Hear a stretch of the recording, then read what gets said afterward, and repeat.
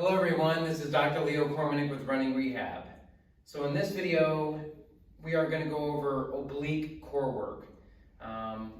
Basically, this is something that I have to talk about with almost every single patient I treat. I primarily treat distance runners, track and field athletes and distance runners. But my specialty personally and as an athlete and also as a physician is distance running. And one of the biggest things that I have to deal with is consistent overactivation of certain parts of the core and consistent underactivation of other parts of the core. And the problem with this is if most of us just Google core work, basically what's going to pop up is all this core work that is driven by the sprinter power world. That's coming from basically like football players and basketball players and athletes in that realm where quick bursts of energy are required, and there's a lot of dominance with hip flexor and glute dominance in a different kind of way than you need if you're a distance runner.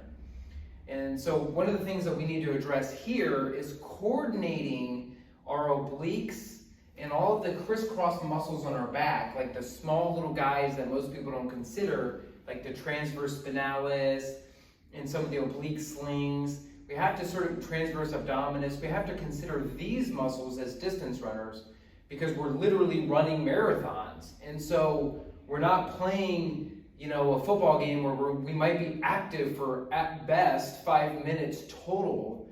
I get it, it's explosive and powerful, but that's a different demand than a low-grade muscle activation for hours on end. So what we have to talk about here is we have to get down to the very core of things. We have to sort of move back from this overactivation of the hip flexors and really start to work on cross-crawl mechanics. So again, one of the biggest things to consider is when we're running basically we're jumping from one foot to the next, and we're doing slight counter action rotation with that because when we're pushing off with one leg, we have to sort of counterbalance with our opposite arm. So there's this mechanism of slight, subtle, eccentric rotation that happens. And so that's really what we need to hone in on, because if we want to look like, a great distance runner where they look effortless, we need these muscles to be tight to pin the core in so we don't slide too much. Like if a runner has a weak core and then they slide too much, there's too much upper rotation and there's too much hip tilt, all that sliding and tilting is just not great. That's going to lead to injury and it's going to diminish performance. So we need it to be streamlined and buckled in through here like a mortar to the brick. So basically what these are going to go after, all these simple core exercises, will be that idea of isolating this rotation. Now the biggest thing to consider is that when we are babies and we're developing, the first set of muscles to activate are our front muscles, like our hip flexors. Babies basically, they lay on the back and they kick their legs. That's literally the first muscle we activate. So in my eyes, that's the last series of muscles we activate. We basically have to work our way back. See, if we develop from here and do these kind of things, we eventually get to the side, we eventually get to here, and eventually to here, and eventually up.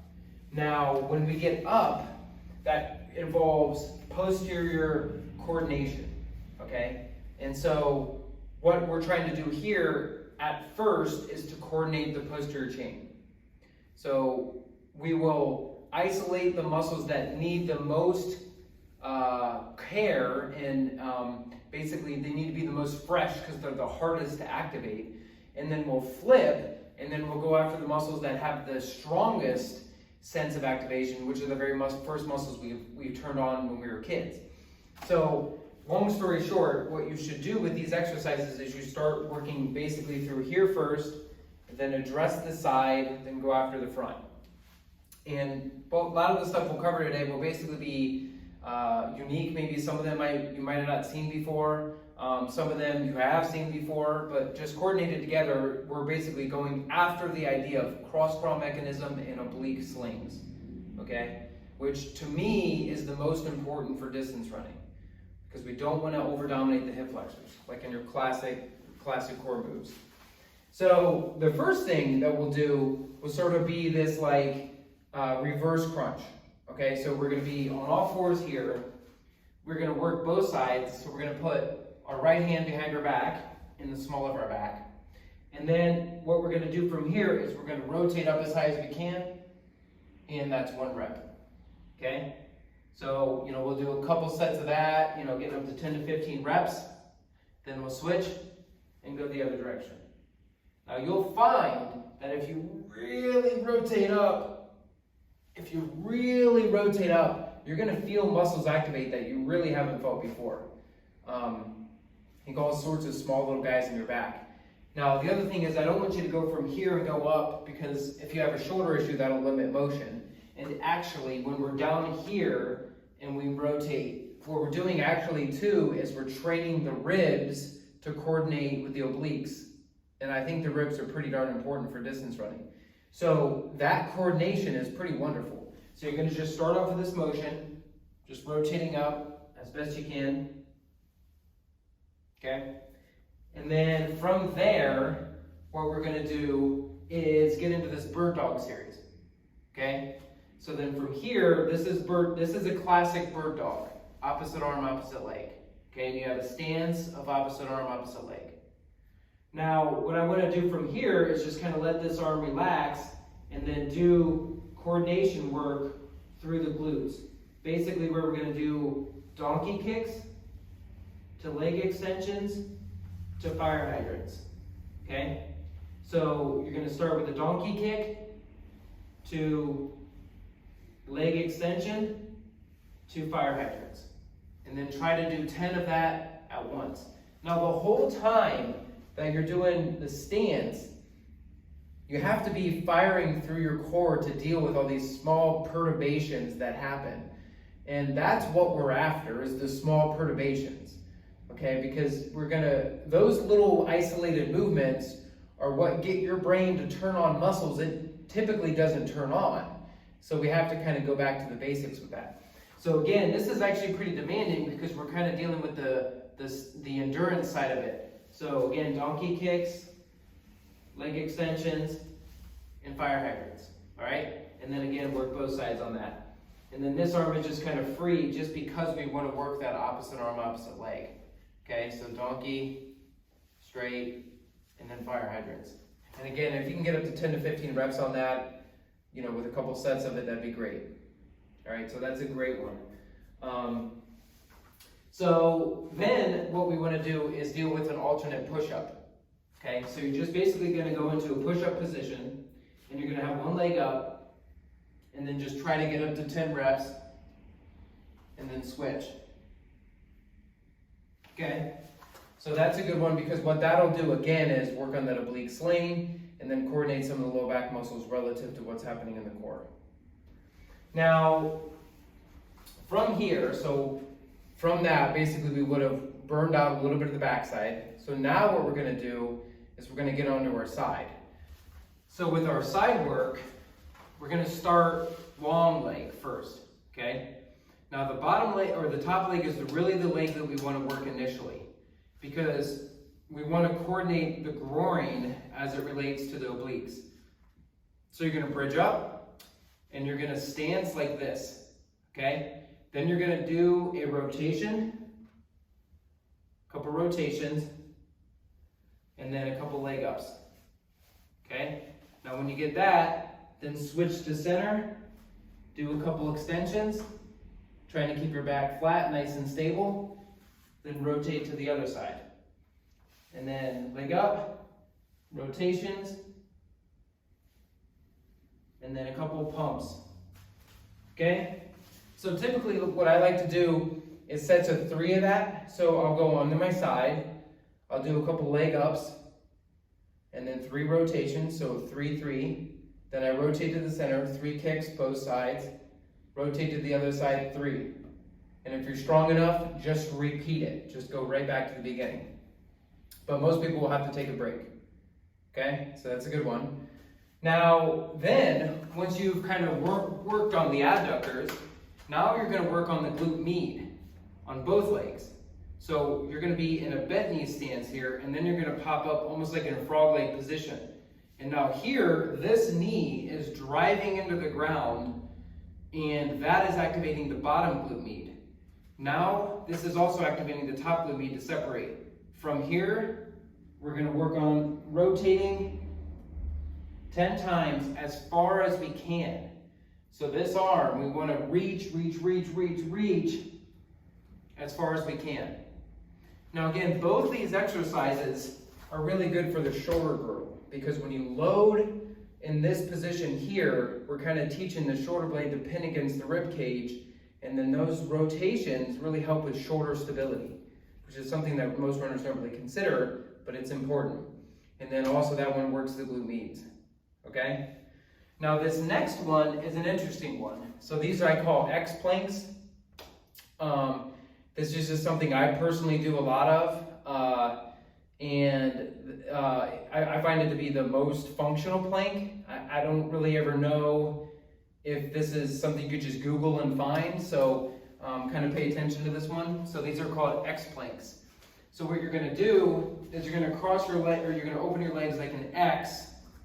Then you're going to be on your side like this. Then you're going to rotate. Okay? So you're kind of looking up. So rotate like this. Then you're going to lift both legs and both arms so you're not in contact with the ground with any limb. So you're basically stabilizing yourself on your hips and the back of this bottom shoulder. Okay? And then from there, you're going to lift your top leg up as high as you can, maintaining all the positions on the ground, or all the limbs off the ground. And that'll be one rep. So again, if you can get to 10 of these, that'd be great. Keep your heads relaxed on the floor so that way your neck doesn't get fatigued. All right, so basically you're lifting all 4 limbs off the ground. Then the top leg, you're working the glute med and glute max by lifting it up like that. All right? And you'll find after 1 or 2 reps, it will burn pretty darn quick. And then you'll know right where your glute med is. And then you'll kind of have to fire through the core to keep all the limbs off the floor as well. So again, we're going to do 5 reps of this. So like this, everything's off. And then 1, 2, 3, 4, 5. Okay? Now we're going to switch. So basically now my right hip will be the one that's in contact with the ground, and we're going to work the left glute. So my right hip, right shoulder are in contact. Everything's up. 1, 2, 3, 4, 5. So again, you have to fire your core to really maintain that stability. And as you can see, I'm not really raising my leg all that high. That's because I don't have great range of motion and I'm not very strong. Some people should be able to whip their leg all the way perpendicular, just right up, just so it's straight up, but I'm just not there yet. But you know, if you can get that high, that's great. You just basically want to feel the burn in through the glute. So those are the X1, the X planks. Now, after you've kind of gone through that, we've hit a lot of the posterior rotators, we've hit the side rotators or the obliques, the transverse abdominis, then basically you'll get onto your back. Now, once you do back work for your classic abs and your obliques through here, basically what you're going to do is burnout. You're just basically going to burn these out. Because again, these muscles back through here were the last to really develop. So we don't really want to burn them out in the same way that we can burn out the front, okay? So through here, we can actually take these and get actual, you know, kind of that lactic acid feeling a little bit more through the front. And then really kind of hone in on the stability through here. All right, so this is kind of where you just sort of let go, and volume matters here. So you can just volume the heck out of this. But the back and the side, you just want to make sure that you're actually working on doing it correctly and firing the exact muscles you want, okay? So that's important. Now, you've all seen these before, so these are all just super basic ones, but what you're going to do is you're just basically gonna do oblique sit-ups. And then you're gonna do dead bugs right after that, okay? So basically oblique sit-ups are simple. You're gonna have the knee bent, and then you're just gonna fire through here, slightly pulling the elbow towards the knee. Now we're not gonna go all the way, one, because I can't, I'm not that strong, but two, we're not gonna go all the way because if we lift all the way, we're actually firing our hip flexor, which again is the very thing that drives me crazy about most core work. We don't really want to fire the hip flexor. It's not something that needs to be overly developed in distance runners. We're not sprinter power athletes, period. We have some capacity for it, but it's going to wreak more havoc on the back and other structures in the labrum of the hip. For distance running, you just need a good solid core through the obliques, all right? So again, you're just basically going to ridge up a little bit, kind of reaching, and then over time, 20 reps, something like that, just switch. Okay? Once you're nice and fatigued from there, hop into the dead bug, go slow, make it miserable, go slow, and really hone in on it. Now when you're doing these dead bugs, you have to really make sure that you're stabilizing through your core. And I mean that by you're sort of inflating through your core to stabilize through there to prevent your back from arching up. If your back arches up, you're going to create a lot of jamming of the disc in the back and facet issues. So you really need to make sure your back is not moving, that you are completely solid through your core and the limbs are just doing nice, slow, controlled movements. I get it, we're gonna run fast, all right, out there. We're gonna push the envelope, but here, we have to slow it down a little bit. We have to crawl before we walk. We have to coordinate this a little bit better. And if you go slower, it's gonna make it so much more miserable, which is what we want. So, nice and controlled, back is doing no movements, core is strong. I can touch every portion. It's nice and dense. All the muscles are firing. That's really what we want, okay? So, can't state it enough. Once we get to that portion through the front, hammer the volume. That matters the most, okay? And that's just basically a general overview of what I do for my oblique core work. Basically, as a reminder, we're starting with, you know, some of the reverse moves, not doing this, getting to this and rotating as far as you can to work the ribs with the obliques, all right? And then we're gonna go to bird dog, but relaxing the arm, and then just doing volume work back through the glute, okay? Then alternate push-ups with the leg up. And then we get to the side with the long bridge, or long side plank.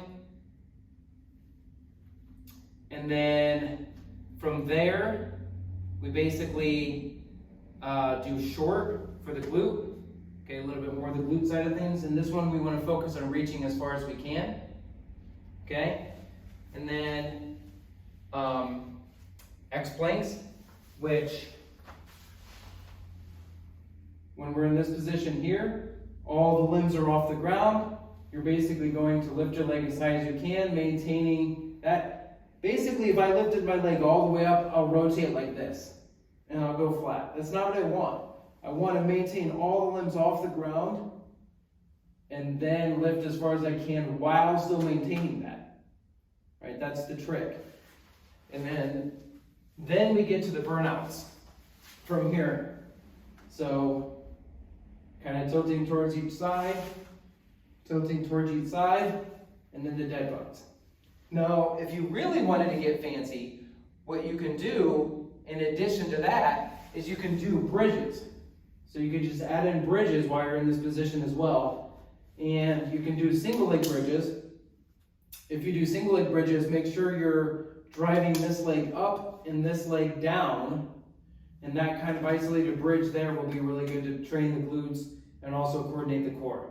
So you're actively driving up with this leg and then down with this leg, and that's another good one. So you can add that in as well, just to sort of work everything in coordination at the end of the workout. So I think that in total is a great oblique core routine. At most distance runners, I think we can do this at least 3 to 4 days a week. You can hone it in there so it's a good 10-15 minute session. You can extend it out so it's a pretty miserable 20-minute session. But either way, change the volume and make it sort of work for you, but you need to address these muscles. This is important core work for distance runners. Thank you.